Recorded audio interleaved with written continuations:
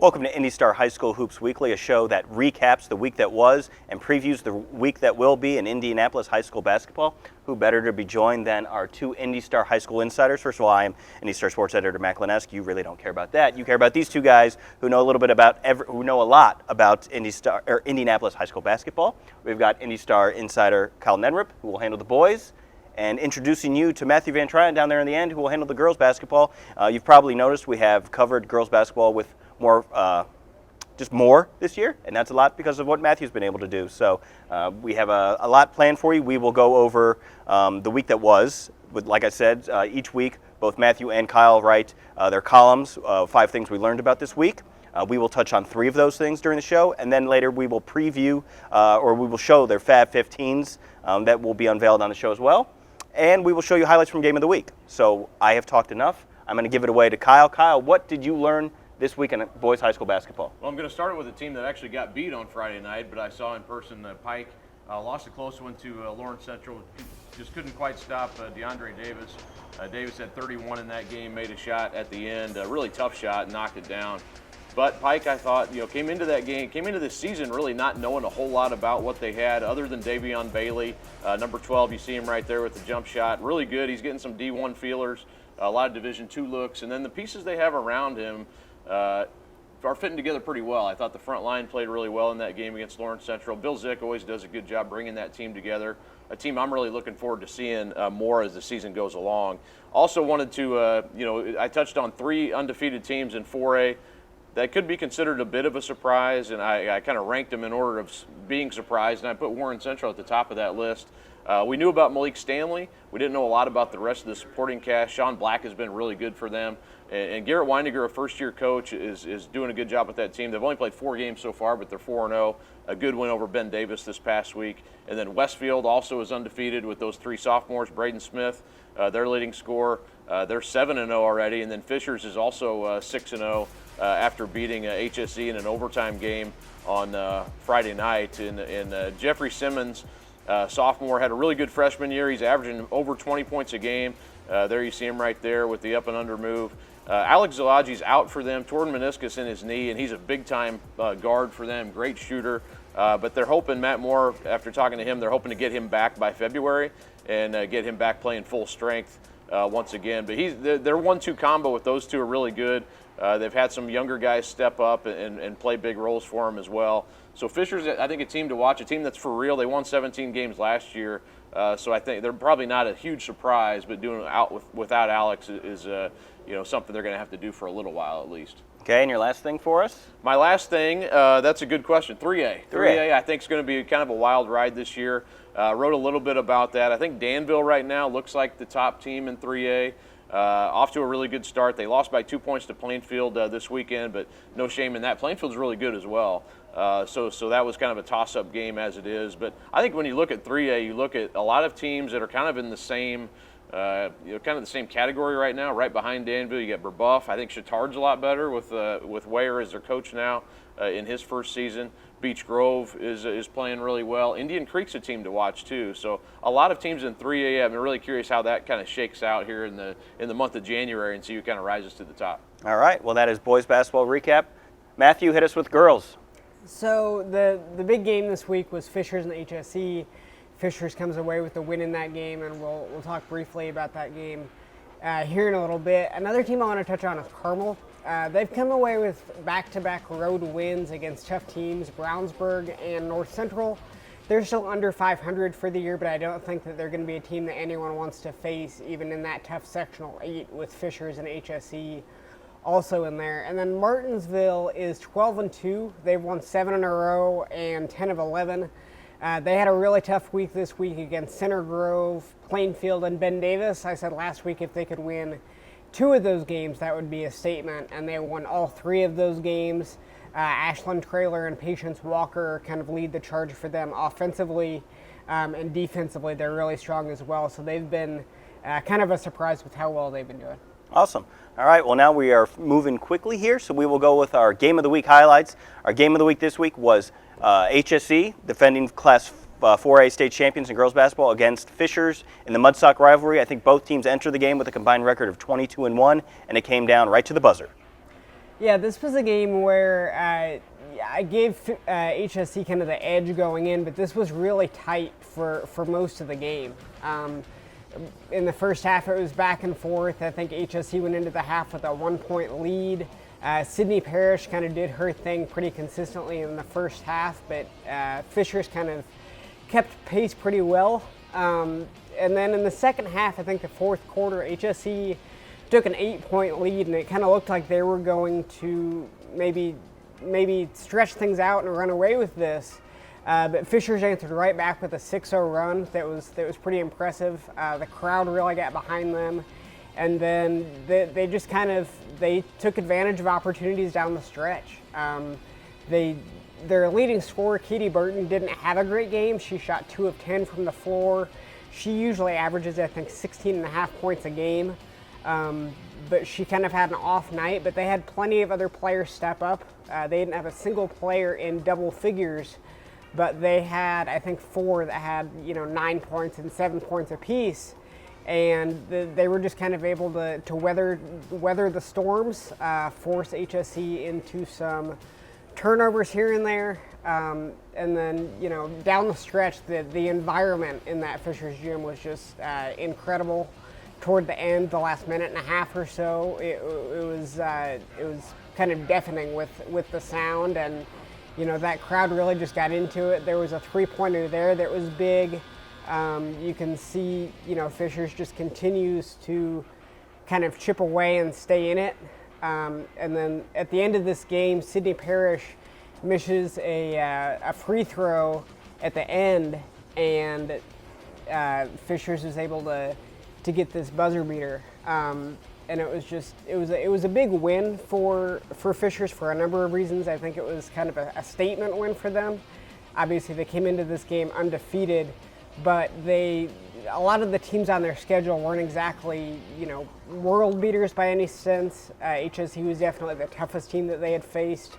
So to come away with this win was big, because it kind of proved that they could play with the big dogs. And their coach said at the end of the game, after the game, we proved that we can beat anybody and we can play with anybody. And you can see the buzzer beater here, and it rolls around and it rolls through.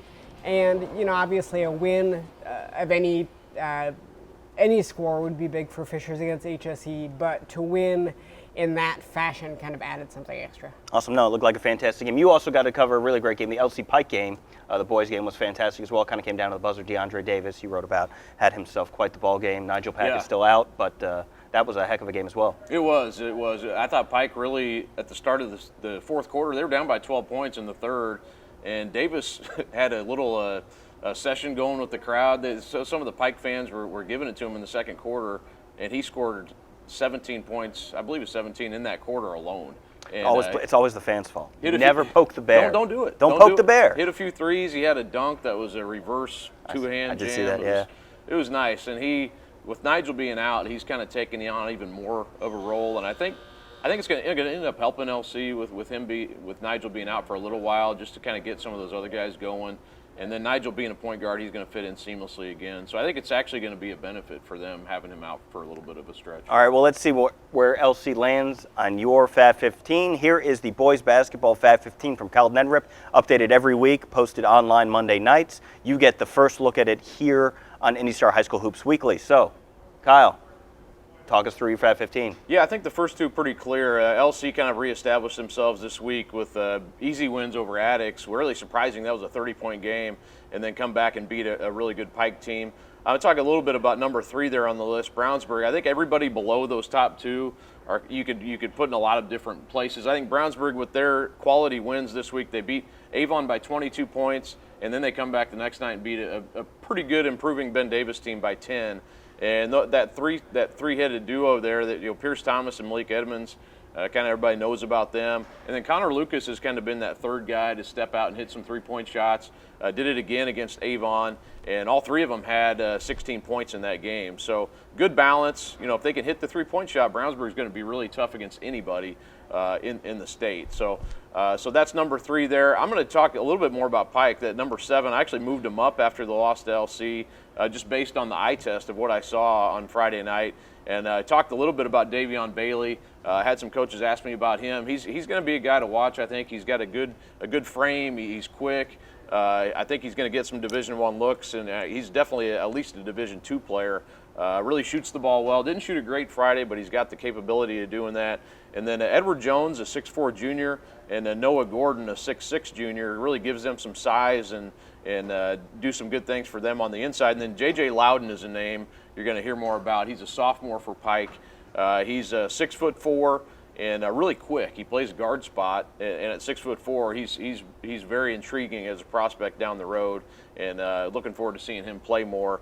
And then you look at number, I'm going to go down to number 12 there, Franklin Central, making moves. They're moving into the Fab 15 for the first time. Chris Byers, of course, coaching there at Franklin Central after moving over from Warren Central, where they won a state championship, of course.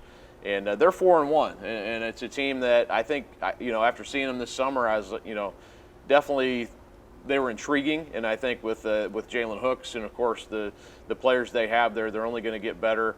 They're a team to watch. I'm not sure how much higher they'll go necessarily. It's going to be tough for them, but I think they're a team to watch here as we move along. Jalen Hooks, a freshman as well. Freshman, one to keep an eye on for the future. All right, Matthew, it's your turn. Girls basketball, Fab 15. Walk us through it.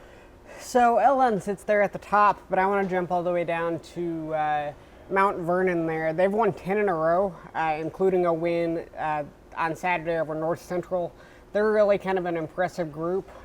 They have a good shot at 20 wins this year. And then two teams in 2A, the top two teams in the poll in 2A, Triton Central and University. Really, you could argue that they're two of the most dominant teams in all of girls basketball right now. Triton Central just kind of seemingly obliterates everybody they play. They talked earlier this year about kind of having state title aspirations, and that was kind of that was their goal. That was the floor of what they were trying to reach. Just what they do is dominant with 3 and double figure scoring. University is 13-0. They moved up to 2A this year, and you wouldn't know based on what they're doing on a weekly basis. They allow 28.8 points a game. They have the 3rd best defense in the state. They have the 6th best offense in the state, 3rd best scoring margin. Lindsay Sirek is averaging 19.5 points, 12.5 rebounds. So, when you look at the top teams in 2A, you have two of the teams right there in the area, and both of them really just dominate on a weekly basis. Almost, looking at it on the surface, it's almost boring how much they win by, but just the amount of domination they're able to show against whoever they play is really impressive. All right, well, thank you for that. All right, so now the next part of our show, we're going to talk about what you're looking forward to most this week. I'm going to go to Matt first, because we keep going to you first, and I want to go to Matt. Let's keep the good times rolling. So, Matt, the holiday week, first of all, happy holidays to everybody. Whatever you celebrate, happy holidays. I'm glad it's 50 degrees and not 20 degrees. I know some people like a white Christmas.